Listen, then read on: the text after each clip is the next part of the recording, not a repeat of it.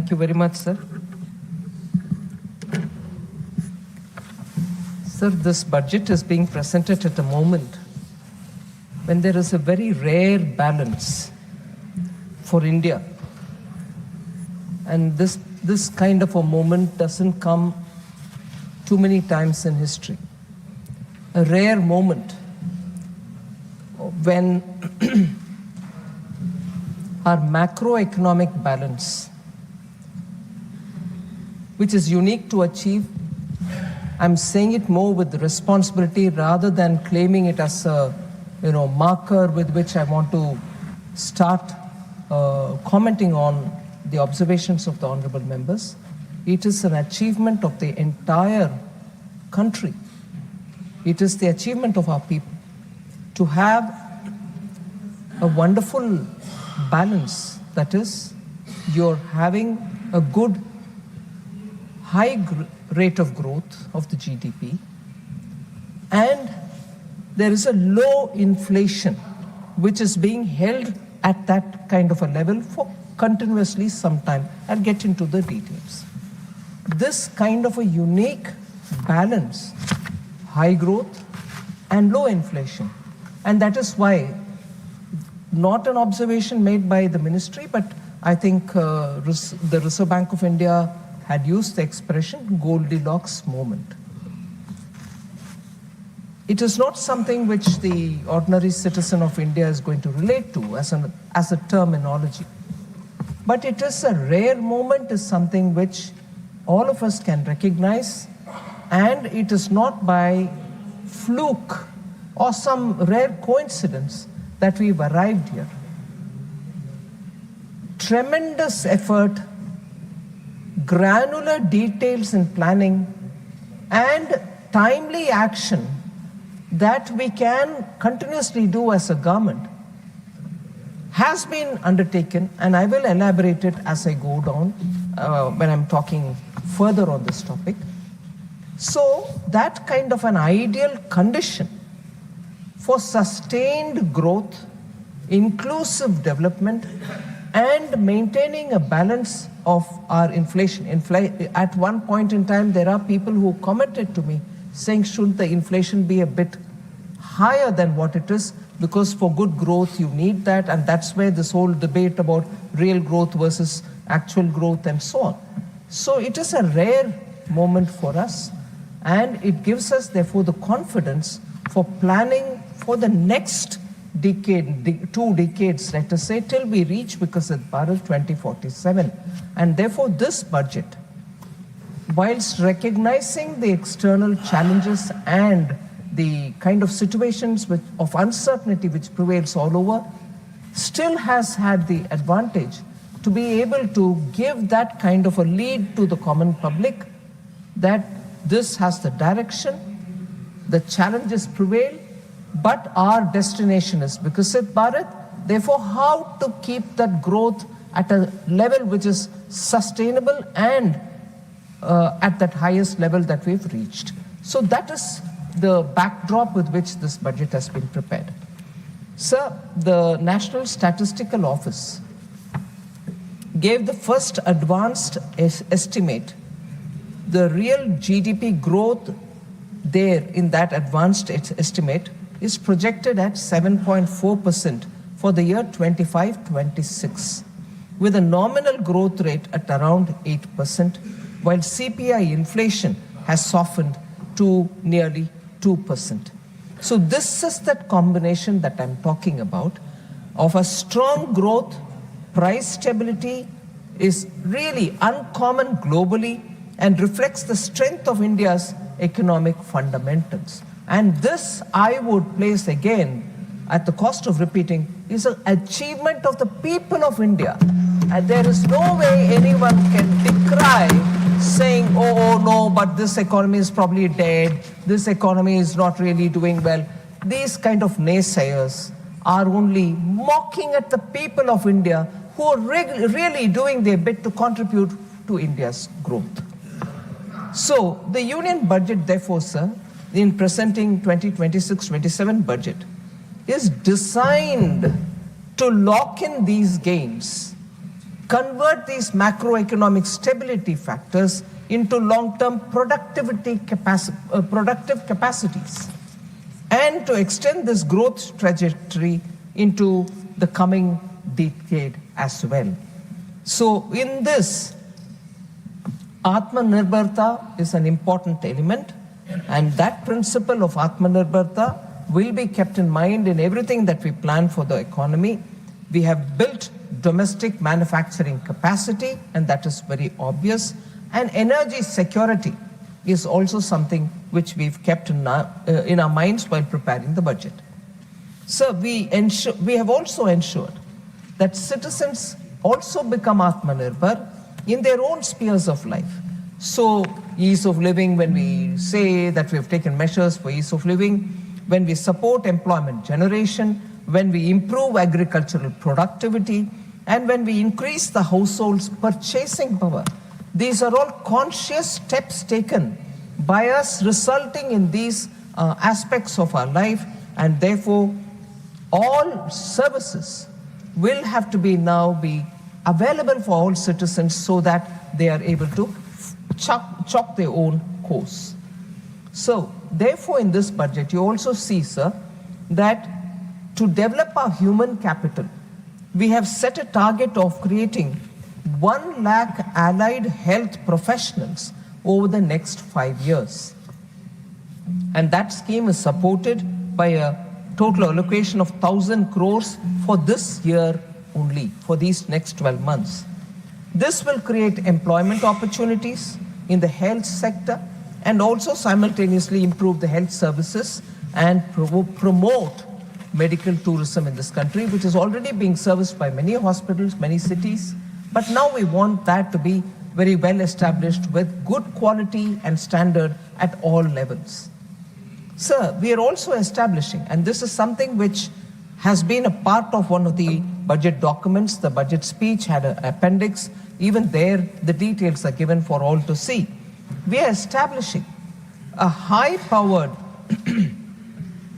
Education to Employment and Enterprise Standing Committee that will ensure our youth are ready for services sector, where we aim to capture nearly 10% of the global market by 2047. So this standing committee, I would want to take 1 minute to elaborate on what exactly is this standing committee going to be doing. The standing committee will prioritize on IT, fintech, logistics, healthcare, tourism, and also creative services.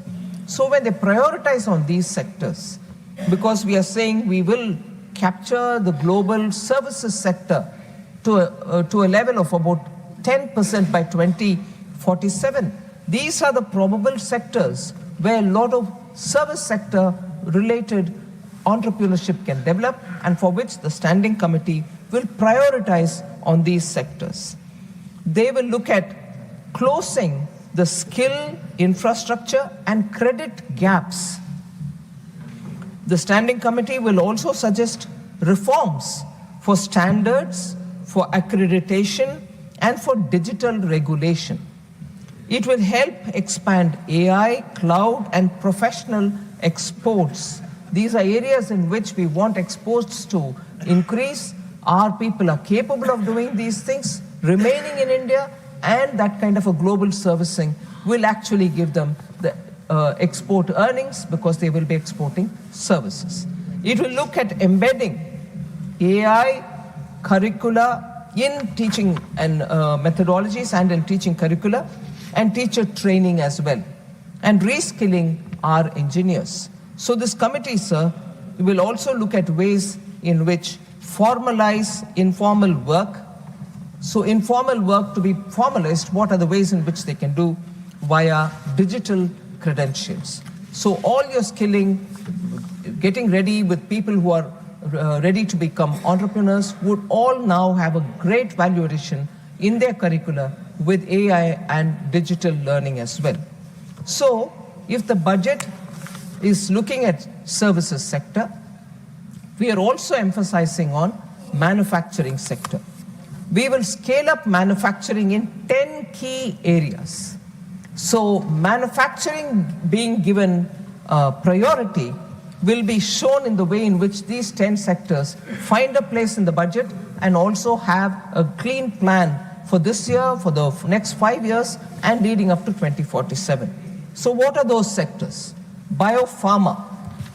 Launch of Biopharma Shakti with an outlay of 10,000 crores to make India a hub of biological medicines and biosimilars. Second, semiconductors. Launch of India's Semiconductor Mission 2.0, the second edition, to produce equipment, materials, and design Indian IP. The Electronics Components Manufacturing Scheme has an outlay, and it has been increased to 40,000 crores. So that's the second, sir. The third, rare earths. Establishment of rare earth corridors in mineral-rich states like Odisha, Kerala, Andhra Pradesh, and Tamil Nadu for mining, processing, and manufacturing critical minerals. That's the third, sir. The fourth, a new scheme to set up 3 dedicated chemical parks to enhance domestic production and reduce imports. Fifth, capital goods. Setting up of high-tech tool room in CPSEs and a new scheme for enhancement of construction and infrastructure equipment to manufacture high-value equipments like tunnel borers, and I expanded during my speech that it need not just be on heavy machines which are used for laying roads or laying the metro, but also for today's urbanization, multi-storied apartments. Many of the operations are today becoming mechanized, street maintenance. For all of them, you need machines which have to be heavy-duty machines which have to be produced and made in India. But in the meanwhile, we've also allowed a certain level of imports for some of the components and machinery and for them to set their manufacturing here. Sixth, sir, container manufacturing. A dedicated scheme with an allocation of 10,000 crore to create a globally competitive container manufacturing ecosystem within India. Seventh, mentioned in the budget but not much spoken outside, sports goods. A dedicated initiative to promote the manufacturing of affordable sports goods. India is likely to host the Commonwealth Games. We are also going to be pitching for the Olympics. So Indian sportsmen need affordable but international class sports goods. So we will be promoting the manufacturing of such high quality sports equipments within India. Legacy clusters. So when we are talking about manufacturing in India and there are units which are being established, large production of frontier technology matters are also being considered. But does it mean that we'll forget the existing clusters where MSME had flourished over the decades? No. So we have said 200 legacy industrial clusters will now get rejuvenated. Their cost competitiveness will improve and also will help them to obtain technologies that they need. So legacy clusters will be made a lot more modern with AI and digital technology being made available to them. Ninth, textiles. An integrated program featuring Samarth 2.0 for skilling and also a textile expansion and employment scheme for modernization and setting up of mega textile parks is also part of this budget. So for MSMEs, we are creating champion MSMEs, meaning at least the medium-sized ones which have potential to grow bigger. We want to support them whilst equally supporting small, medium, nano enterprises, those who have the potential to grow.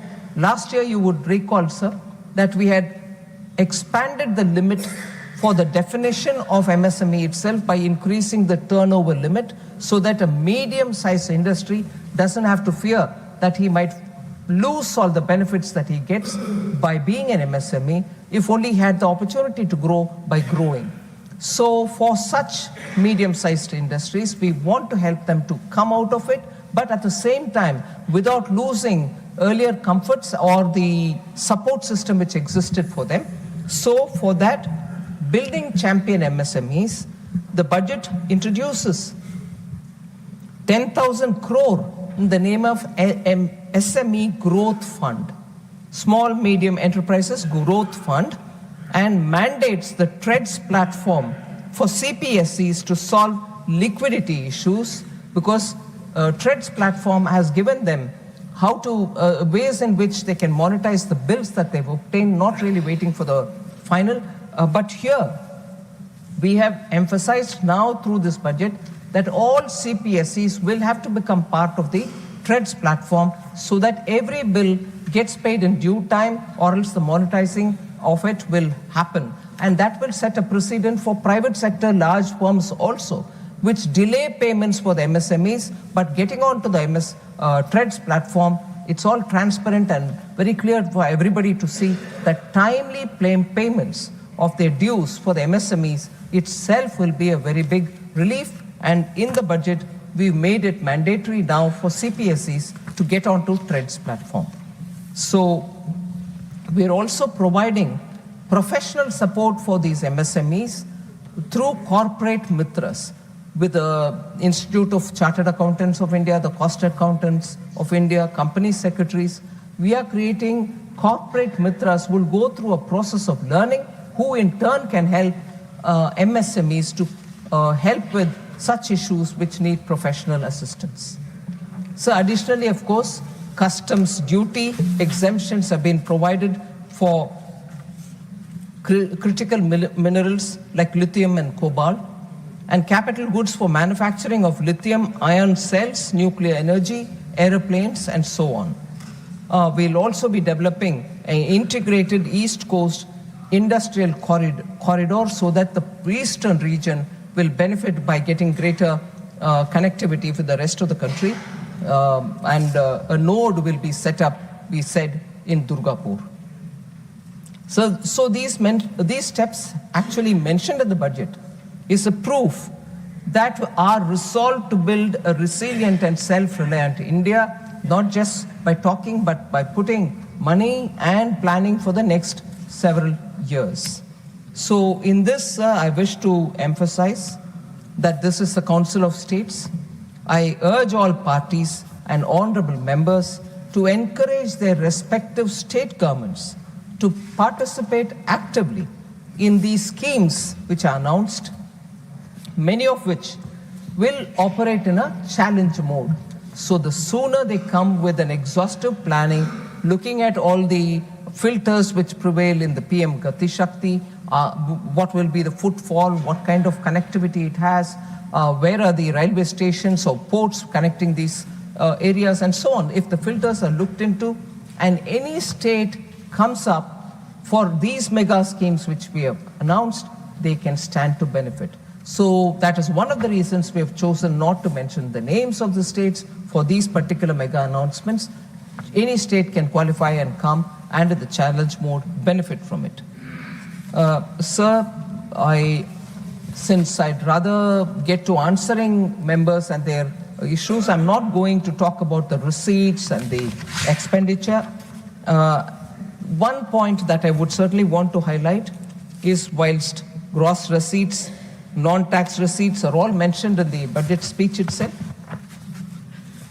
banking and credit availability in order that industries can grow has also seen a considerable growth. The total credit has expanded by 13.8% in the current financial year. That is, as of 15th January 2026, for the year ending 31st March 2026. The non-food bank credit has grown 13%, and the non-bank credit, that is the NBFCs, has also shown a growth of 15.4% in the same period. So the high-level Committee on Banking for Viksit Bharat will comprehensively review the banking sector and align it with the next phase of growth for India.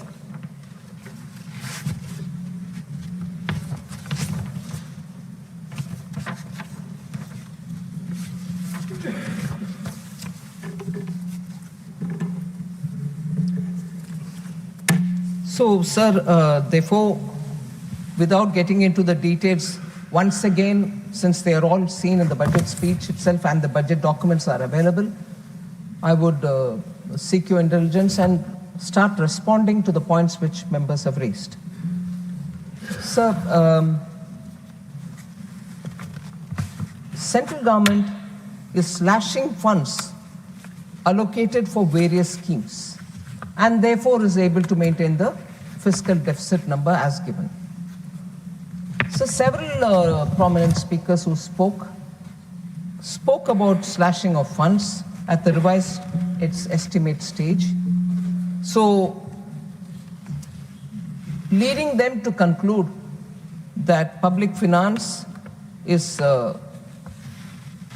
not managed well, or it's a deliberate attempt, I would think, to mislead the House. It's not right to say, sir, that we have slashed funds, and I will get into the specifics. Before I get into the specifics, I'll also give a bit of a background.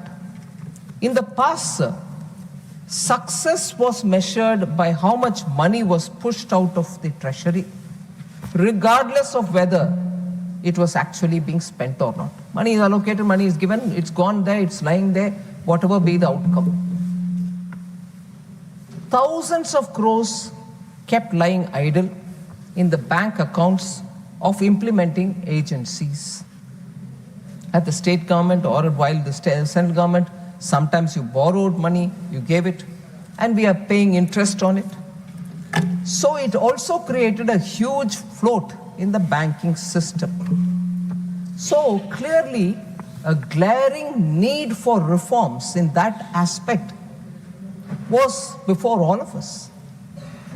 So through the public finance management system, the single nodal agency, SNA Sparsh as we call it, we have now absolute visibility of where the money goes, where it remains, where it gets spent, where it doesn't get spent, and where it is lying idle. We have a clear visibility.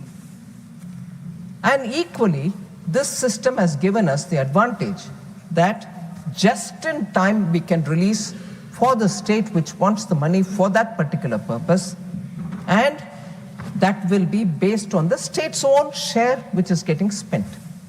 So the state put their own share and spend the earlier installments given by the center, after which the funds under the scheme are released further to them. So strictly the money goes when it is required and gets utilized, and on getting utilized, the second tranche goes, and so on. So, sir, we do not blindly release more just because we need to book expenditure. We do not do that. We ensure that the money is released only when the ground level work demands it. And on that, the state and the center can have a conversation, and if it requires, we will release. So I would like to categorically state that there is no denial or stopping of fund to any state or any scheme. So, through the SNA Sparsh, therefore, we have created a system which is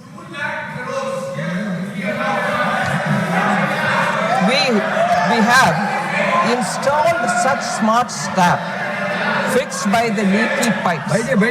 Fix the please, let her complete her speech. This isn't slashing expenditure.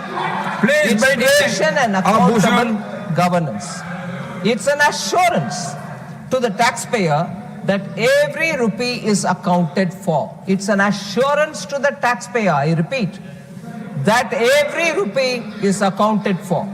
Sir, and therefore, I'm not just talking you here. Please take your seat.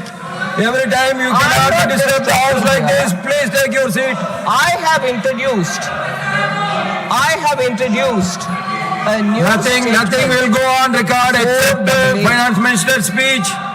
I have introduced a new statement 4AA in the expenditure profile which shows fund balance under single nodal Let agency her account reply. She will reply with all the your questions. states and the Please, union please, territories take your seat. in respect of centrally sponsored schemes. So, sir, the center's funds are not a free pool of cash that can be used. It is hard-earned contribution of every Indian citizen. We refuse to squander this money simply to meet a deadline. We Let her refuse complete to your squander speech. this Please take money your seat. just because we have to meet a deadline. There is a very transparent process and we go by that. The change in the allocations of budget estimates and revised estimates is a standard, transparent and healthy practice, which is not new to us, it's been there always. Sir, I think sometimes we have to get to some of the details. There's a poor history for whatever reason. I'm not pointing fingers at anybody, but poor history for accounting or not spending fully, particularly in social sector schemes. And that becomes a very big issue when we have to talk about it. What are the causes, sir, for underspending? Policy paralysis, disdain for governance, poor policy planning and execution. So large unspent funds remain there, particularly in the social sectors, schemes, and I will now compare our 10 years with the earlier 10 years also. There can always be an observation saying, okay, now you have 10 years, why can't you? We are improving, but 10-year patch of the earlier government, look at the amount of unspent amount. Sir, 14 major social and rural sector ministries. I've taken them, 14 major social and rural sector ministries, compared 2004 to 14 with 2014 to 24. Because the concern comes about unspent money, you are remaining without spending, you're crunching that, and therefore you're having fiscal discipline, fiscal deficit number achieved. No, I want to tell you that between 2004 and 14, in these 14 major social and rural sectors, 94,060 crore of budget expenditure was left unspent during the UPA era. 94,060 crores. Now, between 2014 and 2024, that has drastically come down to 1%, meaning 37,064 crores is all that is left unspent in these 10 years. So when 94,060 crores of budget was left unspent, it made up for 6.4% cumulative budget estimate. Whereas here it is just 1%. Under NDA, Prime Minister Modi's government, only 1% in these social sectors are remaining unspent. I want to place these data because it's important. Why? Just as questions are being asked about these monies are remaining unspent, you're crunching this number and therefore fiscal discipline. Equally, the very same people would ask about, what's your debt? Why is it growing? Why are you borrowing so much? I find पारस्परिक विरोधाभास है इसमें. खर्च नहीं करोगे और खर्च हम ज्यादा कर रहे हैं मगर खर्च नहीं किया, और इधर बोल रहे हैं नहीं खर्च करो उधर मगर बोरोइंग क्यों बढ़ रहा है? बोरोइंग बढ़ेगा जब कैपिटल एक्सपेंडिचर बढ़ना चाहिए क्योंकि एसेट क्रिएट कर रही है. So this mutual contradiction has to be resolved by people who are asking this question. Congress sheds crocodile tears about rising debt. Sir, you want us to borrow more money and release funds also to the states? I want to say this, sir. Government cannot borrow excessively. That's a principle which guides us. The Congress is obsessed about outlays. कितना outlay? इसमें कितना दिया? कितना दिया? कितना दिया? मगर हम तो मांग रहे हैं कि पैसा भी देंगे मगर आउटकम भी दिखाओ. सो कांग्रेस को खर्च के फिक्र है, हमें नतीजों का फिक्र है. Naysayers, of course, will say, oh, this budget is parsimonious. Not at all. If you are conscious of the penny or the rupee, the paisa that you're collecting from an Indian citizen and wanting outcomes, you will have to be careful about how monies go, when they go, how much goes. And that is exactly the principle with which the prudential public finance management, which Prime Minister Modi guides us, is be sure that my money is not lying idle somewhere. You should know why it is lying idle, get the outcomes there. So that is the route with which we are going, sir, so that the zamana of 15 paisa only goes out of that money which is being sent to the state. वो चला गया. मोदी जी के समय पर हर पैसा जो जाना है वो जाएगा. इसीलिए 2014 से more than 48 lakh crores have been spent on various or have been sent directly through DBT to various beneficiaries. And because it is DBT, we have saved an estimated 4.31 lakh crores from falling into wrongful hands. That saving is very clearly paisa not being allowed to go to hands which don't have a right to receive that money. That is possible only because we have made the entire process digital and transparent. So 48 lakh crores have gone to people who need to get it, and that's not a small achievement, sir. Technology has helped us, I should concede that. So Congress party announces big, spend blindly without even accountability, without any accountability, borrow more, and ruin the fiscal discipline, which is not the story under Prime Minister Modi's leadership. Fiscal discipline, equally without giving attention to people who need those welfare projects. I will repeat that one particular scheme through which this argument holds validity.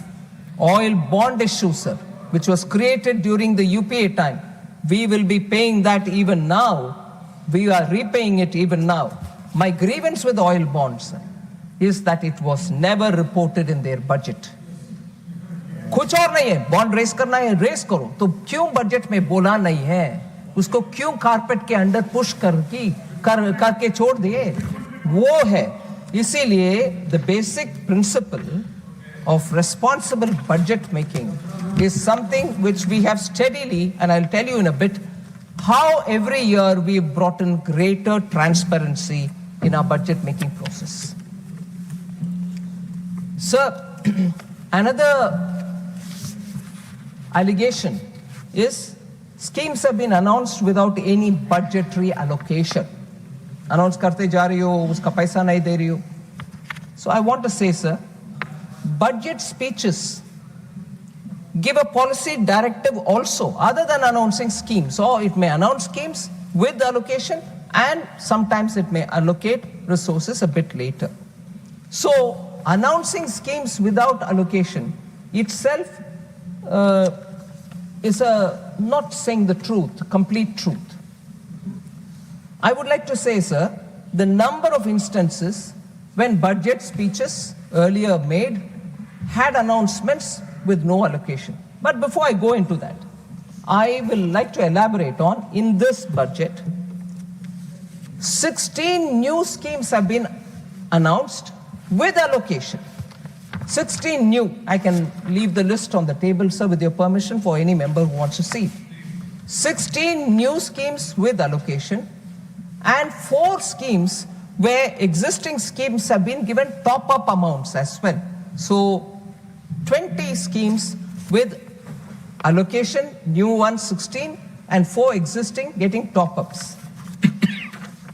But the earlier examples of UPA, where budgetary announcements were made, no allocation were made, that wasn't criticized worthy at that time, but when we do it, it's criticized worthy. But I see budget documents as budget speeches as much more than just giving schemes and allocation. They are also setting the direction. 2005-06 budget, sir, UPA governments. Manufacturing competitiveness program was announced as a new scheme with no financial outlay. Skills development initiative in the same budget was announced, no financial outlay. Mumbai as a regional financial center was announced in the same budget, no outlay. National Institute of Securities Market. It's a policy directive, and I can recognize that that's not a scheme in that sense. It was a policy directive given to a regulator saying, set up your own Institute of Securities Market. And that was only right. You couldn't have allocated anything. So, several announcements without outlay, sir. But no, it is sin when we do it. Tea industry regeneration. I want to say this now very clearly because I quote this from the 2005-06 budget. But मैं जरूर इसको बताना चाह रही हूँ क्योंकि waste Bengal में चुनाव है, असम में चुनाव है. मैं बात बोल रही हूँ 2005-06 में टी सेक्टर के लिए कुछ अनाउंसमेंट हुआ. टी इंडस्ट्री का रिजुविनेशन के लिए टू फाइंड एंड उसके लिए वो सेक्टर क्राइसिस में है. सो गवर्नमेंट वुड, मैं कोट कर रही हूं उधर, would examine ways and means of introducing a program for massive replantation, unquote. कोई बजटरी एलोकेशन नहीं था उस समय. वो ठीक है, मगर इधर एक आध स्कीम का अनाउंसमेंट हुआ क्योंकि उसमें कारण है, मैं कारण भी बताऊंगी, मगर वो गलत है. ये क्रिटिसिज्म हमारे ऊपर डालने से पहले कम से कम उनके अपने बजट ही देख लें. Please have a look at the budgets which you have announced, in which many schemes went about without any allocation. 2012-13 UPA budget, sir. Credit Guarantee Fund for Education Loans. No financial outlay. And that was setting up a fund for ensuring a better credit flow to students who wanted to take money. No outlay. Credit Guarantee Fund for Skill Development. Again, 2012-13 budget, no monetary allocation. National Mission on Food Processing, no financial outlay, even in that 2012-13 budget. Irrigation and Water Resource Finance Company का घोषणा हो रही है, मगर उसका भी allocation कुछ भी नहीं बोला गया. ये सब ठीक है, मगर हमारे यहाँ जहाँ 20 स्कीम्स का एलोकेशन के साथ घोषणा होती है, एक आध में जानबूझ करके एलोकेशन नहीं है, मैं कारण बताऊंगी, मगर वो गलत है. ये कैसे क्रिटिसिज्म हो सकता है सर?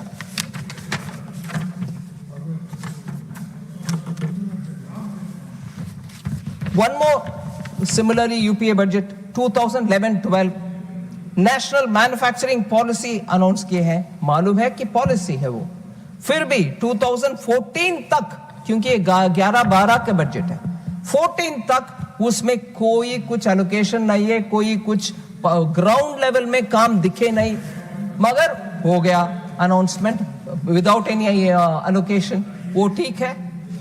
सो क्रिटिसिज्म करने से पहले थोड़े सोचना चाहिए कि ये क्रिटिसिज्म जैसे बोलते हैं, you point one finger that side 3 points at you. ये तो कम से कम समझ में लेना चाहिए, आना चाहिए. सर, क्यों हम, उनके सरकार हो हमारे सरकार हो, क्यों बजट में अनाउंसमेंट करते हैं बिना अलोकेशन? इसका भी हम महत्व समझना चाहिए. In the interest of the House and the other larger citizens who watch, I would like to state why union budget is more than just an accounting statement or allocation exercise. Very often, budget speeches set the policy roadmap for the government. Often, the government wants also to signal a shift in strategic priorities. So, announcing the scheme in the budget speech establishes that executive intent. सरकार की intent establish हो जाता है. फिर at an appropriate time, after proper vetting and clearing of by the competent authorities, the allocation will come through. In many cases, sir, the schemes get announced with some token allocation, 1 crore, 10 crore, 100 crore, depending on the scheme. Then a head of account is created in the ledger. उसके बाद ही उसका major allocation का announcement होता है. It can happen during supplementary demand for grants later in that year. Sometimes a scheme is announced, but it requires an enabling legislation. So legislation पारित होने तक हम इंतजार करते हैं, इसमें allocation नहीं देते. So I'm sorry, many of the वरिष्ठ members know all this. फिर भी क्योंकि opposition में बैठे हैं और criticism तो सरकार के खिलाफ करना है, so हम करेंगे. Every person even remotely associated with the finance ministry understands all this, but I was surprised to hear it. Sir, also there was this a bit patronizing comment, if I may be allowed to say it. The budget is forgetful of the past. Budget is never forgetful of the past, at least because those which we don't need to copy, I will never be forgetful of the past. Sir, glorious past hai to cherish it forever. Remember it every time. Every time you make a budget, remember it. But if it is a tarnished past, मैं तो संभाल कर रहना चाहती हूँ, उस past से सीखना चाहती हूँ, गलती ना करें. So we don't forget. This budget is not forgetful of past. It remembers the fragile 5 days. It remembers the double-digit inflation days. It remembers the policy paralysis and also the scam-filled days. It remembers banks were forced to lend just with a phone call without doing any KYC or anything of that kind. Deficits were kept high and spending on capex was reduced. So, shrinking opportunities, and उस समय का नारा ये था jobless growth. मैं जरूर ये सबको ध्यान में रखूंगी, forget नहीं करती हूँ past को, मगर उससे सीखने लायक विषय ही सीखती हूँ. Of course, I don't need to elaborate about the even earlier license quota Raj, how that economy had to be changed and so on. इसीलिए 2014 में ना करते हुए 10 साल के बाद हमारी सरकार व्हाइट पेपर ले आए on the Indian economy, and it was laid in this house in February 2024. So past को फॉरगेट करना इम्पॉसिबल है.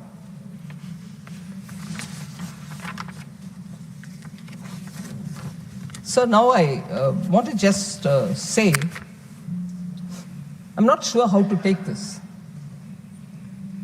Former FM P. Chidambaram ji, in 2023, addressing the audience in a media conclave, had said that he credited the BJP-led NDA government for its single-minded focus on containing the deficit and on debt management. He said it in 2023. And today, in 2026, that circumstance which he took into consideration and gave this comment has actually only improved. It is actually only improved. So there's no way that comment which was given in 2023 can be changed. If anything, appreciation will have to be more. But today, we find that you're finding fault with our debt management. It doesn't add up. So then, I move on to talking about, again, debt to GDP, which was raised by, I can't see the honorable member, Raghav Chadda. So, this is not a new change, sir. When we are focusing on debt to GDP, it's not a new target. There was an amendment done in 2018 to the FRBM Act. In that itself, that change was brought in. So I just want to inform the member that if he had not noticed it then, it's worth noticing that it is not new.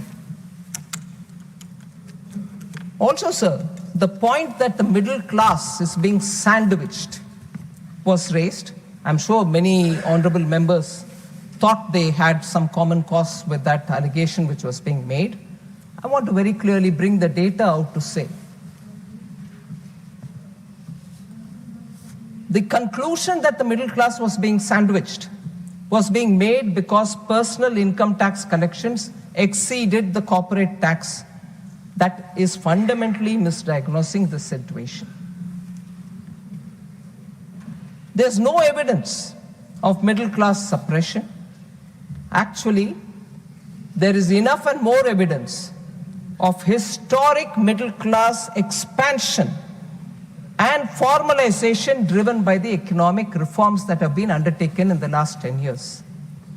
High personal income tax collection is not necessarily middle class being crushed. I'll give you the reasons why. There are more people today with income that is taxable. More income is visible and in the formal sector, and it is being reported. So the economy is no longer narrow, and it's not just confined to the elite. Middle class basket is widening. Between 2013-14 and 24-25, the number of taxpayers, that is, people filing returns or with TDS deducted, rose from 5.26 crore to 12.13 crores. So within the last 11 years, more than doubling has happened in the income taxpayers' numbers. So obviously you learn more from it. And what is the growth therefore, sir? CAGR of 7.9%. So that is the largest structural expansion of the middle class in this country. So suppression cannot happen if the tax net is widening, and if the net itself is widening, it's not because of suppression. People are coming on board to pay. And coming on board to pay, not because we are bringing more rates. On the contrary, even as this expansion is happening, income tax limit has increased to 12 lakhs for everybody, and for those in salaried class, 12.75 lakhs तक आपको tax पे करना ही नहीं है. So suppression का बात कहाँ आती है सर? अगर 12.76 लाख तक salaried class को टैक्स ही पे करना नहीं है, कहाँ है suppression? Second, standard deduction has also been enhanced. New tax regime has simplified filing and due diligence करने वाले काम को भी simplify कर दिया. Next generation GST rationalization has also lowered household costs. उनके monthly खर्च कम हो रही है क्योंकि GST में हर item का rate कम हो गया है. Inflation also is at a historical low. So somewhere middle class के ऊपर ये शब्द suppressed cannot coexist with real incomes rising and with record low inflation. And there is an upward mobility of workforce as well.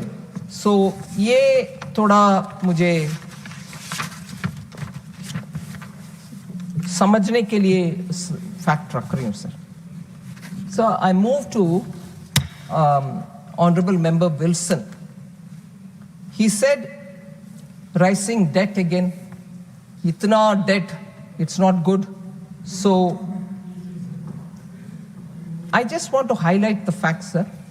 The principle is one, we have to take care of reducing debt, whichever be center or state or everybody.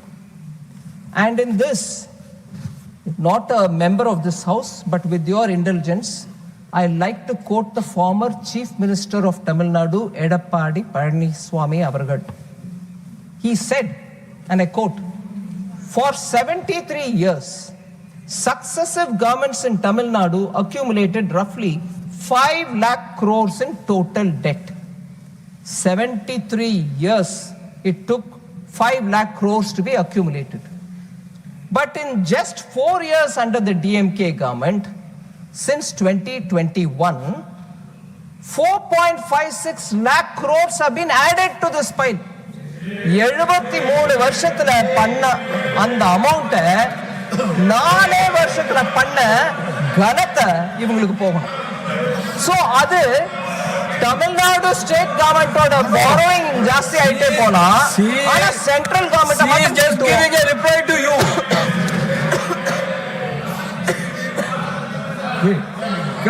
You made a let be our. Sir, we are listening to her very quietly. She is also talking whatever she wants to tell us. She is giving advice. We'll take her. But the Tamil Nadu government has committed nearly 4 lakhs crore debt. Earlier it was like that. Are you speaking on Tamil Nadu budget or Indian government budget? This is not fair because election is there. Election is there and AIADDMK No, only 1 minute. leaders quote she is doing it. Only 1 Outside minute. speech who is nothing to do with this house. This is unfair and I condemn She is such. giving an answer to a question raised by a member of this house. Please. Tamiduraji, please take your seat. Tamiduraji, please take your seat. Tamiduraji, please take your seat. Please take your seat, all members. Please. Sir, thank you very much, sir. Sir, when you stand up to answer criticisms, you will bring in facts. Sometimes facts can be very difficult to digest, but I will state it because they are facts. Okay, sir? No. Why you are having word? She is quoting on quotation only. Please, Tamiduraji. Sir, Nothing will go on record. Please, Tamiduraji, please make a except finance minister's reply. Nothing will go on record. please sit down. Please, all of you, please take your seat. Sir, with your Please. permission. Yes. Since John Brittaji is saying something, on that specific point I want to answer him, sir. Honorable member Tambidurai, senior member, who's been, deputy speaker in Lok Sabha, has said something, I value it. But you think it's because we are in alliance. What is Dr. Shri Mallikarjun Ji Kharge standing up for DMK then? Is it not also alliance? So that's okay. This is not. What is that? John Britta's keep off. So for all of you, Don't you say that here. Don't you say that here. Bitaji, for all of you, our opposition leader has given the answer. Please, Yes, Bitaji. that's all right. I Please, take it. The more Minister, please address to me. Please. Sir, Chairman, sir, Nothing will go on record except Sir, the sir. finance minister's reply. Please, due Bitaji, respect please, to the Bitaji. LOP, the moment he stood up, I sat down to hear his view. So I respect it.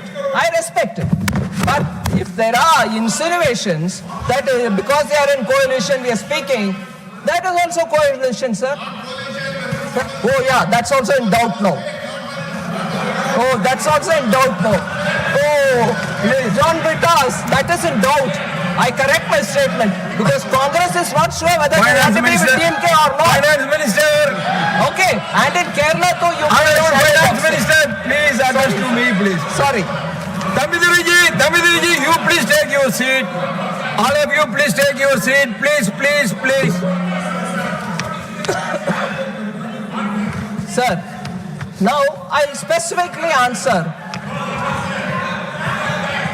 Kanimori NBN Somu, who's an honorable lady member of the house.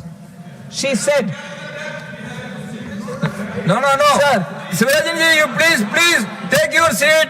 She is replying to another member's speech. Let her reply. Honorable member Kanimori had raised Tamil Nadu there's nothing for Tamil Nadu in this budget.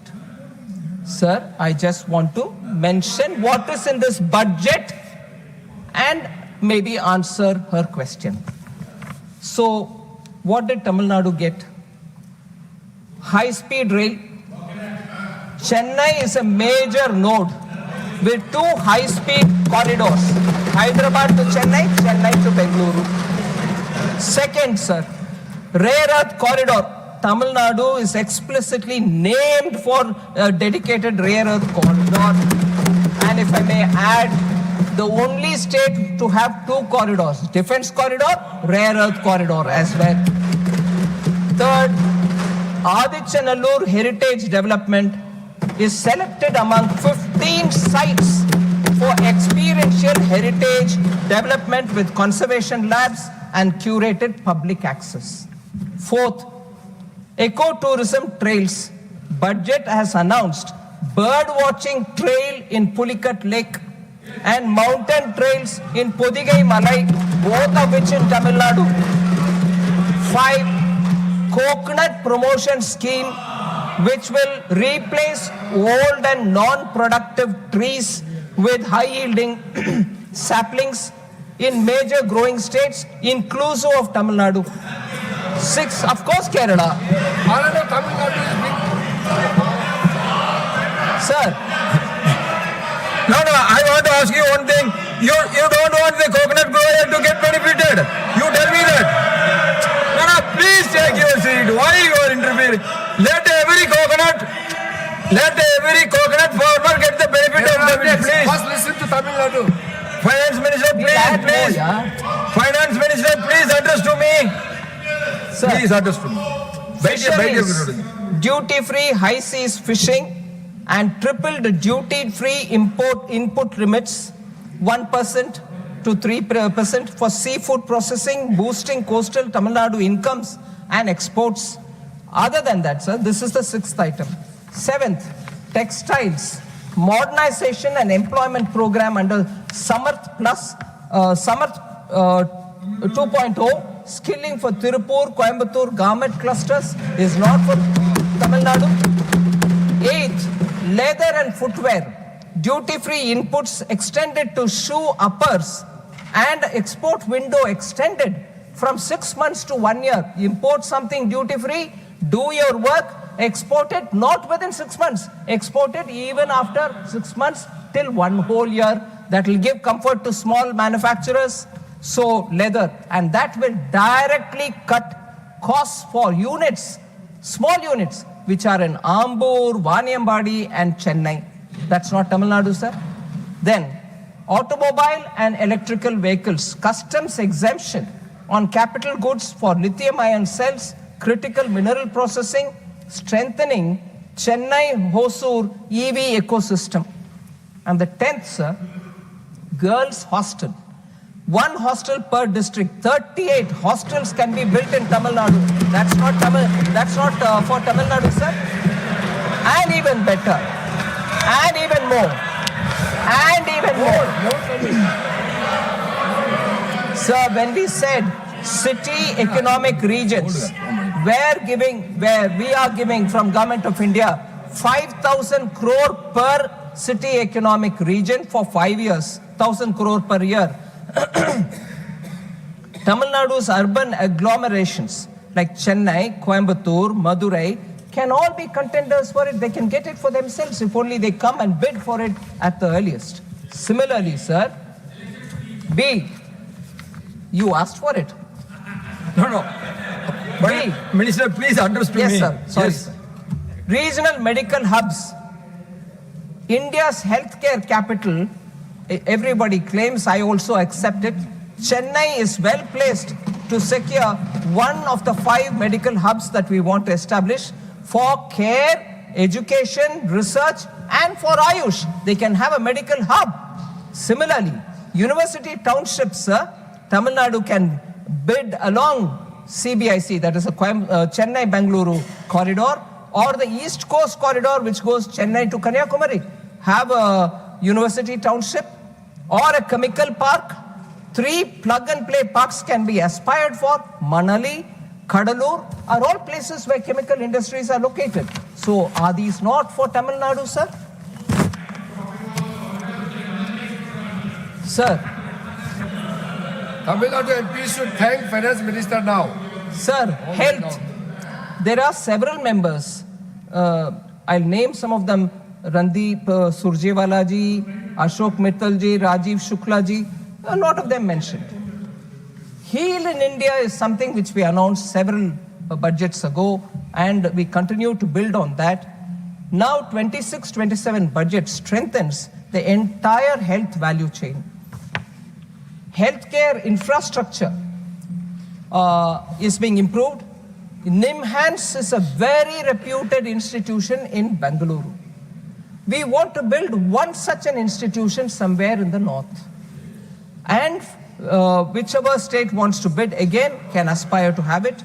Other than that, the institution which exists in Ranchi will be upgraded.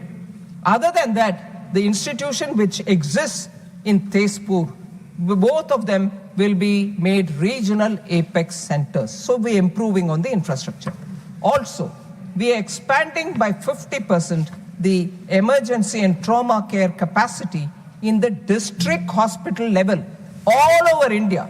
For the district hospital, emergency and trauma care is being improved by 50%. Also, sir, the workforce pipeline will be expanded decisively because 1 lakh additional allied health professionals for the next 5 years will be created, and they will be serving within India or find jobs anywhere else as well, but they will be qualified. 4, a care system, a care ecosystem is also being carefully nurtured. 1.5 lakh caregivers for elderly, for wellness, and for medical device operations are being readied. This year itself, they will be available as skilled caregivers. So other than this, 1,000 crore for allied health professionals is also being allocated in this budget. More than that, the medical value tourism, 5 regional medical and integrated hub is being planned. It will combine hospitals, education, research, diagnostics, and Ayush facilities. All of them will be available in that large hub. So India wants to position itself as a healthcare destination. Other than this, the 7th point on healthcare, on health sector, Biopharma Shakti, 10,000 crore mission is being created with 10,000 crores being provided. And that will take care of getting biologics and biosimilars, particularly for diseases like cancer, diabetes, chronic diseases, life-threatening diseases, and so on. This will be supported by 3 new and upgraded NIPERs, which is the National Institute of Pharmaceutical Education and Research. Already there are 7 NIPERs in this country. We will be adding 3 more to them. A national network of 1,000 accredited clinical trial sites will also be established so that science-based approvals can be given for tests that they do. So that is also for health, sir. And the 10th point that I want to say is full customs duty exemption for 17 cancer drugs have been given. Inclusion of 7 additional rare diseases have also been made so that duty-free medicines can be brought for them. Reduction of TCS on medical treatments, treatment remittances which go out of this country through the LRS. People send money because they have to go get treatment. For that also the TCS has been brought down from 5% to 2%. Then 11th point for healthcare. 3 new All India Institutes of Ayurveda will be set up in this country. Upgraded drug testing labs, expanded evidence-based research will all. The WHO recognized traditional medicine center at which is also going to be expanded. Other than that, sir, for Divyangjan, for assistive healthcare, we have made assistive technology marts from where they can easily take equipments which they need for ease of living. And we have enhanced the capacity of Alimco, which produces such assistive devices for Divyangjan and for senior citizens. So finally, allocations, sir. Department of Health Research sees a significant jump, 4,821 crore, which is a 23% increase is being allocated. 4,200 crores is being given for PM Abhim, which actually is for improving health infrastructure in the states. So that also goes towards state. It is not being kept here. We recognize that health is a state subject, but despite that, we will enable them to improve on the health infrastructure. Sir, the next one, sir. The poor, there is Please, high please, inflation. please, There's this, please, my dear. there is this claim, oh, there is high inflation and therefore common citizens are suffering. I want to highlight the facts, sir, basic facts. Inflation is at a historic low, even though growth is at a high. There is no inflation crisis in India today. Inflation has been tamed, anchored due to stability and the steps taken by the government. Retail inflation has actually been on a downward trajectory from 6.7% in FY23. It has come to 1.7 in FY26. I want to highlight the fact that there will be a new CPI basket and announcement being made by the MOSPI soon. That will be updated. Consumer price index will be determined on that based on a new base year. But in the current series, based on that 2012 base year, sir, which on the basis of which data has been released from January 2015, clear 10 years. In this data cycle of the CPI, the inflation has never been lower than this. 2011-12 base year, उसमें 2012 का number को 100 मानते हुए, if you go on calculating after that, 2015 से वो data भी बाहर आ रही है. 2015 से लेकर 25 तक इससे कम कभी inflation नहीं हुआ करता था. It was never low as much as it is today. So people who are saying high inflation, it's hurting people, kindly look at the data. And just want to compare it with advanced economies, sir. UK is at 3.4%. US is about 2.7%. Many emerging markets have not seen this kind of a number. So India is actually maintaining its inflation low, not by chance. It is actually a strategy. I want to clearly tell that we have made sure not just blunt monetary tools, but we have a calibrated mix of fiscal policy, trade policy, and also supply side interventions that we've made over and over again, as a result of which today inflation is where it is. Just for example to say that there are conscious efforts taken by the government which is resulting in inflation being low. Dynamic duty management. When edible prices go up, we make sure that the basic customs duty is brought down proactively so that, take the example of June 2025, sir, it was reduced to 10%, as a result of which immediately we could get some edible oil and make sure the market didn't suffer for want of edible oil. So when at the same time, in case the price comes down too much, that our farmers might get affected, we quickly go in and raise it so that farmers don't get affected. So dynamically managing duty on commodities which can come into the country. Second, actively maintaining a buffer stock so that as and when the prices are likely to go up, we release the stock and calm the prices down. This is actually validated by data in the last 4-5 years.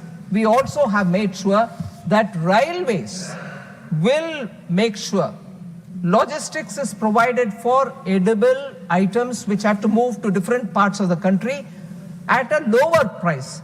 Every commodity going on the road with diesel costs and truck and logistics delay might increase the price. So we have ensured that railways will be the route through which many of these goods will move to different parts of the country. So that's also part of the dynamic management. Third, sir, GST rate rationalization, all of us have spoken about it. We kept doing it in piecemeal. At one go in September 2025, I will thank the GST Council. Unanimously, the rates were brought down for across the board to all common man items. And the fourth, sir, we gave support to agriculture. India recorded a historic cereal production of 3,320 lakh tons in 24-25. So when our annadata are producing and giving, we are able to also make sure that the prices come down. No, announcement come morning. No. Sir, inflation control thereby, inflation control has been completely, because of the dynamic system with which we are working in tandem with the RBI, it has been kept below the tolerance band.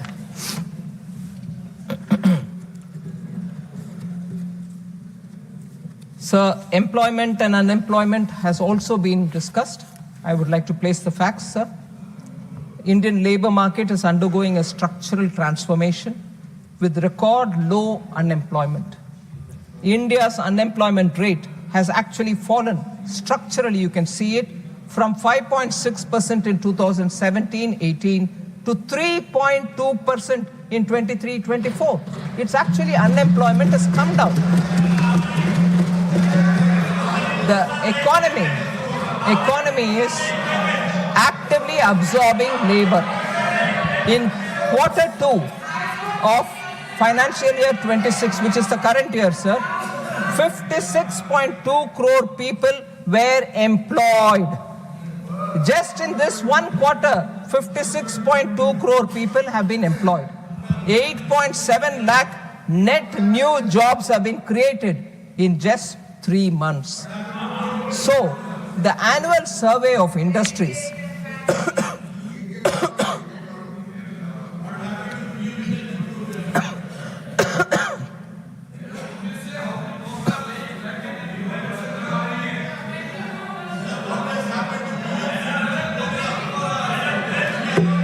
She will come every point. Please take your seat. Please let her take her water. Please you take your seat.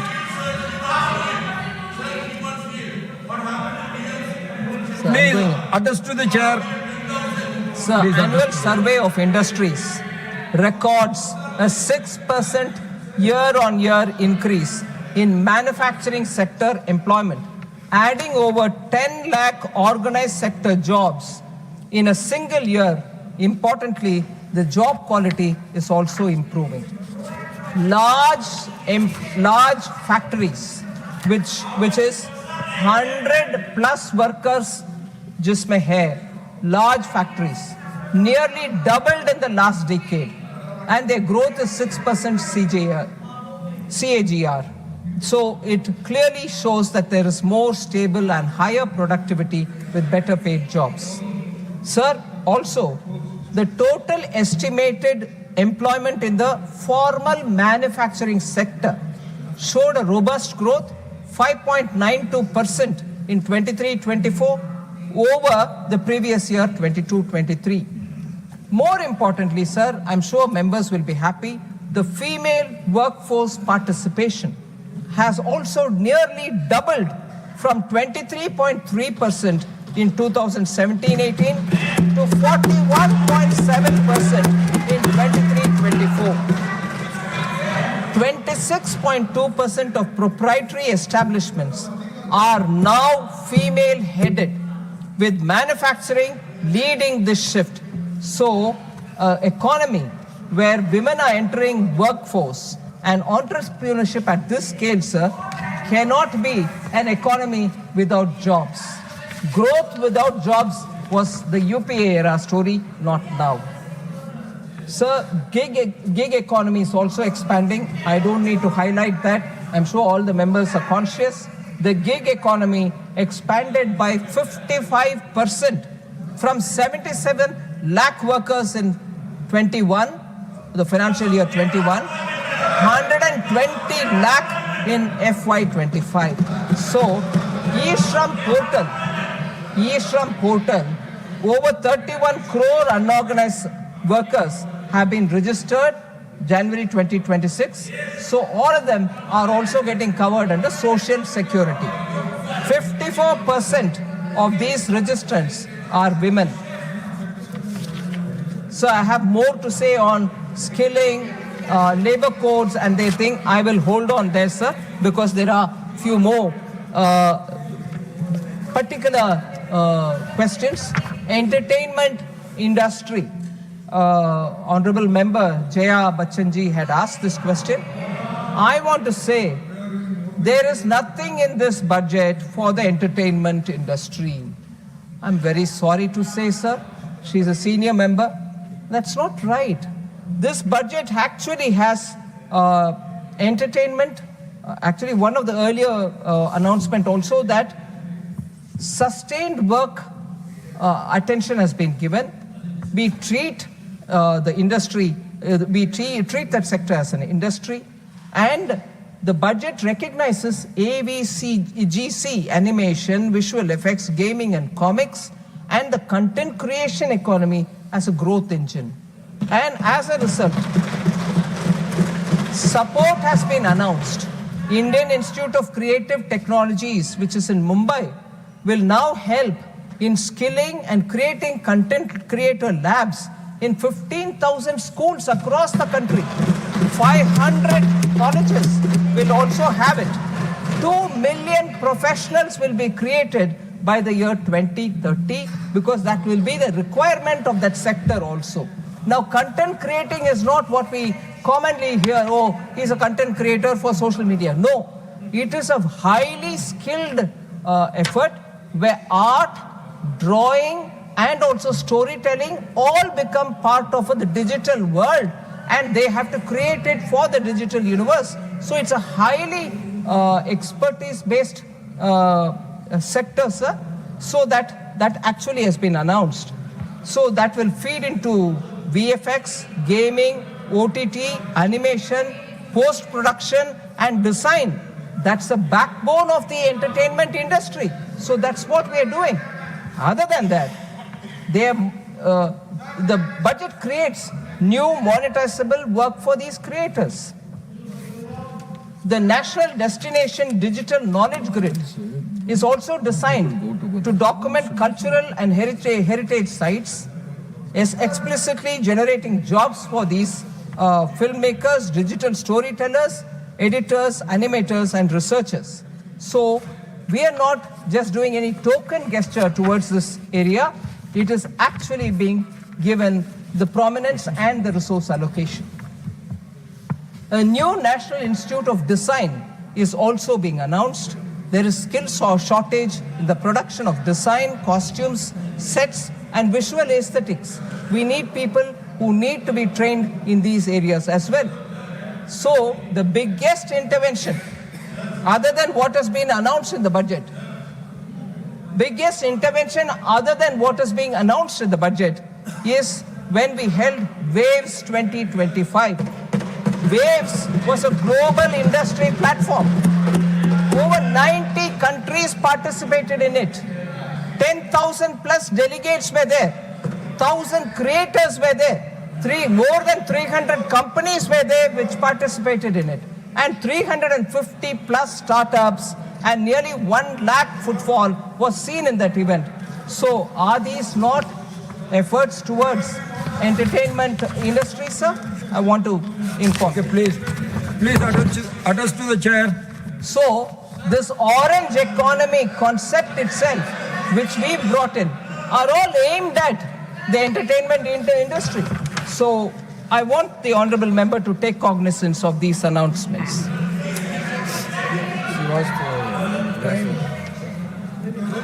See, are you yielding for Jaya Bachchanji? आराम से Please. Sir, अगर आप जो मैंने कहा उसको अगर ठीक से पढ़े, आपने बहुत अच्छा जवाब दिया. You are a great storyteller, ma'am. Congratulations. For us, great entertainment. But I have also talked about tickets. देखिए, मैं चुपचाप खड़ी थी. आप लोग don't do this.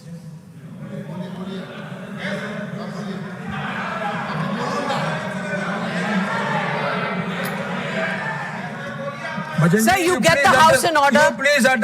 You please address. You please attest I to the chair. spoke about the entertainment tax. I spoke about tickets. What about this? I'm not talking about institutes of design. I'm talking about the industry, entertainment industry. We are some of the highest tax-paying individuals of this country. Okay, man. you please take your seat. What a No. Minister, we have to go for another business is waiting. Sir, I thought I have quoted the honorable member's observation when she said, let me finish now. You please attest to me. Now that you asked something more, I have to... Honorable Minister, please attest to the chair. Honorable Minister, please attest to the chair because another legislative I business is there. understand, Please, sir, but I have to do justice. You Therefore, please attest to the chair. Sir, I want to highlight the facts, sir. I have not finished because there was new question asked, and I will have to answer that as well. Sorry? You know what? समझ में नहीं आता है तो मत Sorry? सुनो. If you don't understand, let finance minister speak. Finance minister. Please. Nothing will go on record. Nothing cross-talking will not go on record. आप बैठिए, please आप बैठिए. Honorable members, please बैठिए. Honorable Minister, please address to the chair.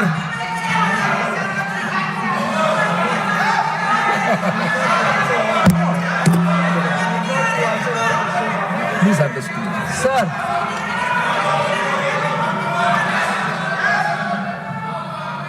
Sir, there was an honorable member who had raised an issue and I was giving an answer. Maybe the honorable member is not satisfied and therefore she stood up and mentioned something more. And I will certainly attempt to answer that as well. But if this is objectionable and there are commentaries and finger pointing, doesn't behove well. No. You please take your seat. Nothing will go on record except finance minister's answer. No. This is not correct. So, just to stand up and point a finger and shout somebody else down is not going to help, sir. I will wait and answer that. No need. I've given the data. If you don't want to listen to that, don't gesticulate. Address to me. Address to the chair. Don't call any commentary here. Vocal cords are not given only to you. Vocal cords are there with everybody. Please address to the chair. Nothing will go on record now. A member has asked a question. Nothing will go on record. Please take your A seat. member Please has address asked a to the question. chair. I yielded with your permission. I'm willing to answer further for the Yes. question that she's answered. Please answer Ask to me. her. Why should it irritate other members, sir? When their turn comes, they can ask your permission and ask me a question. I will answer them. And this kind of a running commentary, gesticulating from seats, I'm sorry, I'm sure you will not entertain that. The finance minister politely yielded. I yielded and I will answer. The honorable member, sir, I've answered. Maybe she's not satisfied, but on the specific question where she's raised, the ticket prices, entertainment industry is suffering because these prices are too much, I must humbly submit. Entertainment tax, ticketing of films are all state subjects, sir. No point in asking me.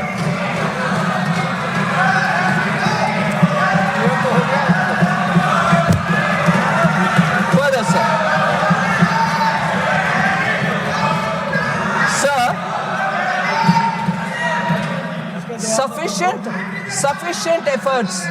Sufficient efforts have not been taken up for senior citizens is a point which was mentioned by one of the honorable members.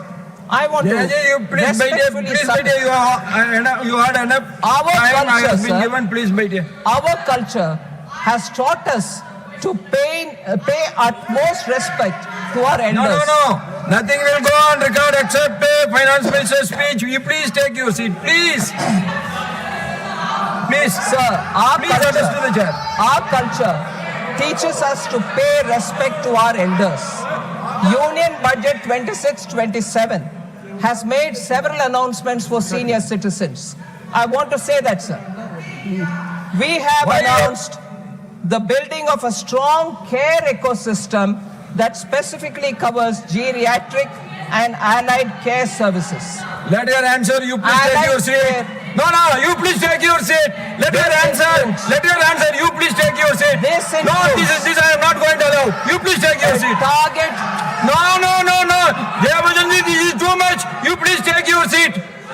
Sir, this includes a target to train 1.5 lakh multi-skilled caregivers, which will benefit the senior citizens. Geriatric care is what we have openly said in this budget. Also, we are ensuring professional support is available for the elderly.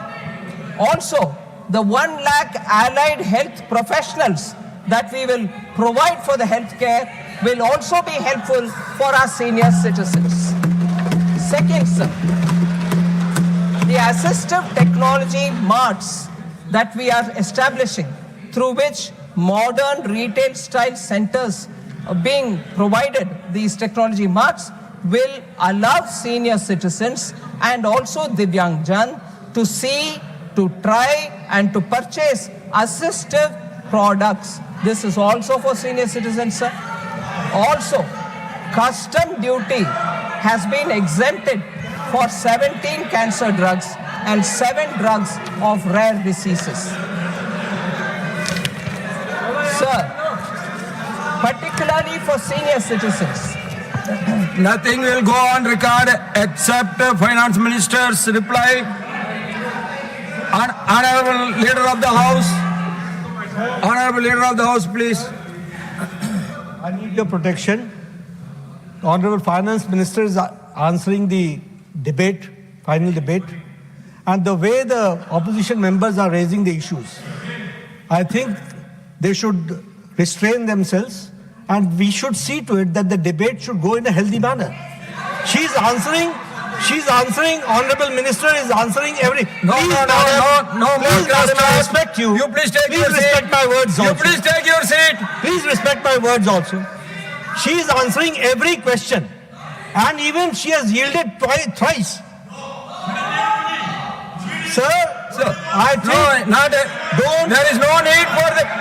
Oh, John Bidas, बैठ जा यार. She cannot yield to every member, please. So, sir, I will request you that let the minister answer, and if there are any questions, she is always ready to answer. But let the debate continue, sir. Honorable Minister, please address to the chair, yes, please. sir. Sir, so senior citizens are being taken care of, and every budget announcement has something for them. In fact, the BJP manifesto, sir, the BJP manifesto very clearly promised to provide benefits to senior citizens at 70 years or over under the Ayushman Bharat. Irrespective of income levels, we have included all senior citizens 70 years and above into Prime Minister's Jan Arogya Yojana. So accordingly, free health cover is available, which is 5 lakh per year, is provided for all senior citizens aged 70 and above, irrespective of their socio-economic status. And in this is just an announcement, 96.73 lakh Ayushman Vandana cards have been issued already. 33,000 hospital admissions have happened, worth 2,155 crores, which have been authorized under Ayushman Vandana Yojana. And this is exclusively for senior citizens. Sir, GST on important items have also been brought down, which will be of help for the senior citizen. 33 life-saving drugs, 0 GST. 5% GST on some medicines, which were higher earlier. GST on health insurance premiums have come down from 18 to 10%, 0%. GST corrective, the corrective spectacles, lenses, contact lenses, all of them have been reduced to 5%. So, actually, senior citizens, I have several things which I want to bring to the notice of the honorable member. Sir, farmers Nothing will go on record except the finance minister's answer, please. So I want to mention this. Very actually drawing our attention. You cannot take your seat, please. No. I have not permitted you to speak. You please take your seat, please. Sir, farmers are. There was an observation which will be very pleasing for all of us to hear. Very attractively put, but I'll give an answer for that, sir. Farmers are happy in Texas, not in Tamil Nadu. They are happy in Kentucky, not in Karnataka. Wisconsin, and not in West Bengal. I'm sorry to say that farmers, I want to explain this, sir. He's clearly admitting by naming Tamil Nadu, Karnataka, and West Bengal and saying farmers are not happy there. The India Alliance ruled states are farmers are unhappy. They have to take care of it. The member said farmers are happy in Texas, not in Tamil Nadu. Happy in Kentucky, not in Karnataka. Wisconsin, not in West Bengal. All three are ruled by India Alliance. They should talk among themselves and say why are they unhappy. But sir, coming to this point, agriculture is a state subject. Union government works for Sabka Saath, Sabka Vikas. But there are governments, like in West Bengal, which do not implement the schemes intended for welfare of the people. Please, only 1 minute. I want to make one general observation. Under Rule 235(9), that no member shall not obstruct proceedings, hiss or interrupt, and avoid making running commentaries when speeches are being made in the council. Kindly follow that rule, please. Sir,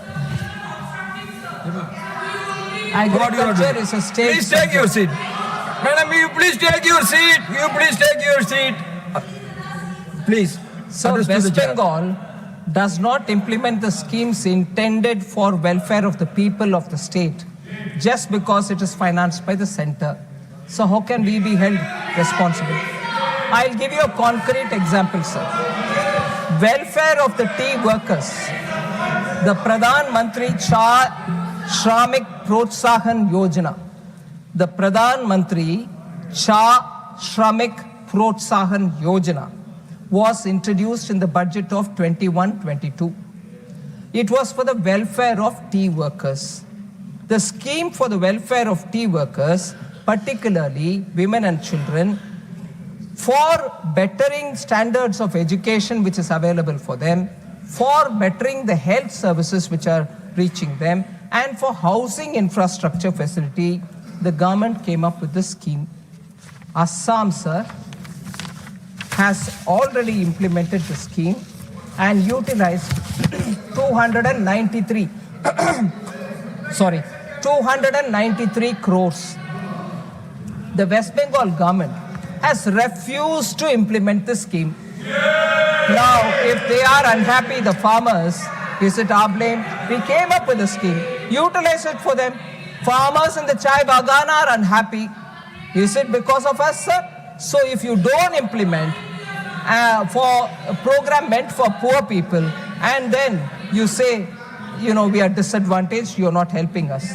I want to say the welfare of 3.79 lakh plus tea workers, the welfare of 3.79 lakh plus tea workers, why should the scheme be stalled for 5 years? They have stalled it for 5 years. And therefore, now if farmers are unhappy in Bengal, who's got to answer them? There was a scheme brought in. Similarly, Ayushman Bharat was brought in. It would have helped even, leave alone those people who are staying in Bengal, benefiting from their own state scheme. At least when they go out to work in other states, Bengal citizens would have got the benefit of Ayushman Bharat wherever they are. No, but we don't want to. But they will come and accuse again for a wrongdoing which happened, maybe one-off case, which happened probably in Telangana or in Tamil Nadu, where they were called with names, Bengali-speaking people. That becomes a big issue. Now you don't want to benefit these migrant Bengali workers from getting the benefit of Ayushman Bharat? That's not your duty? But no, we will come here only to criticize. Sir, concluding, sir, coming to the end, sir, lot of people, lot of honorable members kept saying you are not funding schemes which were announced. Like for instance, I heard a member from Telangana saying there's no money to He is answering only to your questions. You please take your seat. Nobody is hating Bengalis. Everybody is liking Bengalis. You please take your seat. I heard a member of parliament saying that they don't get money for the turmeric board. I want to say, sir, the allocation for this is included under the spice board allocation, which has been provided an allocation of 156.89 crores in this budget. So turmeric board also gets the money. Sir, subsidy cut in food and fertilizer, petroleum and so on. Members have said that. I want to say that the total outgo on major subsidies, namely food, fertilizer and petroleum for 26-27 is 4.1 lakh No, Rajaji, by sitting you are making running commentary. That is not good, please. Last year. This year, it has gone up to 4.1 lakh Please crores. don't do that. Please don't do that. Similarly, I come to the end by quoting the expenditure on education, saying it's gone up from 41,000 crores to 93,000 crores during the between the period 2014-15 to 26-27. I've spoken elaborately on the allocations for health, defense, and also social welfare, sir. So with this, thank you very much for giving me the opportunity to respond.